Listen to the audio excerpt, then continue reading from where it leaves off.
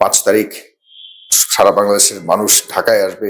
গোয়েন্দা থেকেও তথ্য ছিল যে যদি মানুষ ঢাকায় আসে এবং গণভবনের দিকে যাওয়ার চেষ্টা করে, হাসিনাকে এখানে কোনোভাবে তাকে যদি ঘেরাও করার চেষ্টা করে, তাহলে কয়েকটি স্তরে নিরাপত্তা বাহিনী এখানে ফেস করবে। 24 জুলাইয়ের কথা মনে পড়লে একজন সাংবাদিক বা সম্পাদক অথবা দেশের একজন নাগরিক হিসেবে কোন স্মৃতিটা আপনার মনে পড়ে বা কোন বিষয়টা আপনাকে নাড়া দেয়?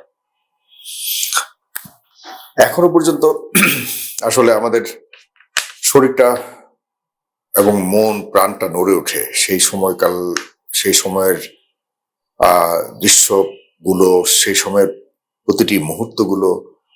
আমি দেশের বাইরে ছিলাম এবং আপনারা জানেন ফেস দ্য পিপল প্রতিনিয়ত প্রতিটি ক্ষণকে দেশের তৎকালীন সময়ে যে 24-এর আন্দোলন চলছিল, প্রতিটি ক্ষণকে শুধুমাত্র দেশের মানুষের কাছে নয়, সারা পৃথিবীর বিভিন্ন দেশে যারা বসবাসরত বাংলাদেশি প্রবাসীরা ছিলেন তাদের কাছে দিন রাত প্রায় 24 ঘন্টায় কোনো না কোনো ভাবে সম্পৃক্ত থাকবার চেষ্টা করেছে।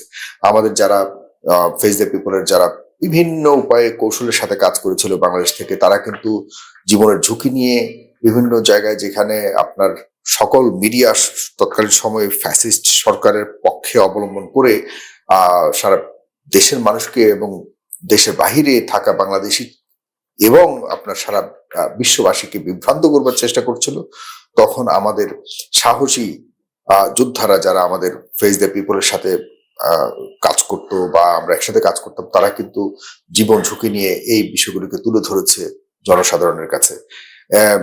সুতরাং ওই সময়গুলি আমার এখনো মনে পড়লে যে আমি ঘুমাইনি, কয়েকদিন ঘুমাইনি, কারণ ওখানে রাত এখানে দিন, এখানে দিন তো ওখানে রাত। শেখ হাসিনা যাওয়ার শেষ মুহূর্ত পর্যন্ত আমার মনে আছে, আমি আমার স্ত্রীকে তখন ভোর কানাডাতে, টরন্টোতে ভোরবেলাটা প্রায় সকাল হয়ে গেছে, তখন আমি শেষ পর্যন্ত আমি সারাদিন রাত সজাগ ছিলাম, সারা রাত সজাগ ছিলাম, একটা ফোঁটা ঘুমাতে পারিনি। ওই তখন বাংলাদেশ 5 তারিখ সারা বাংলাদেশের মানুষ ঢাকায় আসবে, আসলে পরে একটা মুখোমুখি, কারণ আমার কাছে গোয়েন্দা থেকেও তথ্য ছিল যে যদি মানুষ ঢাকায় আসে এবং গণভবনের দিকে যাওয়ার চেষ্টা করে, হাসিনাকে এখানে কোনোভাবে তাকে যদি ঘেরাও করার চেষ্টা করে, তাহলে কয়েকটি স্তরে নিরাপত্তা বাহিনী এখানে ফেস করবে এবং এইসব নিরাপত্তা বাহিনীকে ভেদ করে শেখ হাসিনা পর্যন্ত যাওয়াটা বড় মুশকিলের বিষয় ছিল। যদিও অনেক জনগণ তো রাস্তায় নেমেছিল, কেউই তো তখন আসলে এটাকে মুশকিল বলে মনে করেনি, তবে অবশ্যই এখানে অনেক হতাহতের একটা বিষয় ঘটতো। ওই দিন যারা ঢাকায় এসেছিল, আমাদের যারা জুলাই পক্ষের সাধারণ মানুষ, 5 তারিখ যারা ঢাকার মুখী হয়েছিল, তারা কিন্তু কেউই ফিরে যাবার জন্য আসেনি, এটাও সত্য। তারা সবাই এসেছিল শেখ হাসিনার পতন ঘটিয়ে তারা ফিরে যাবে, কিন্তু সেখানে ব্যাপক ক্ষয়ক্ষতির একটা আশঙ্কা ছিল।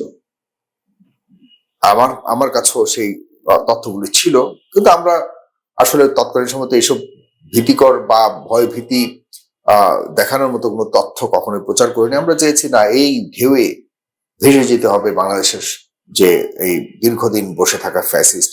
তো সেই দিনগুলি আসলে অনেক মনে পড়ে, কারণ প্রতিদিন টকশো করেছি, কত মানুষকে কত অনুরোধ করতাম, অনেকে আসতেন না টকশোতে, কত কৌশলী হয়ে, কারণ সেই একটা সুযোগ যেটি মানুষ প্রায় অন্তত পক্ষে তো লাস্ট 10 বছর ধরে শেখ হাসিনার নির্যাতনে এমন কোন স্তরের মানুষ বাদ নেই যারা ওই দিনটার অপেক্ষায় ছিল দীর্ঘদিন। তো সেদিনের স্মৃতির কথা আসলে বলে শেষ করা যাবে না। আমি কয়েকদিন ধরে অনেক কিছু বলতে পারবো, আমার কাছে অনেক স্মৃতি আছে এখনো পর্যন্ত। আমার শরীর শিহরণ জাগে যখন আমি এসব আমার মনে পড়ে।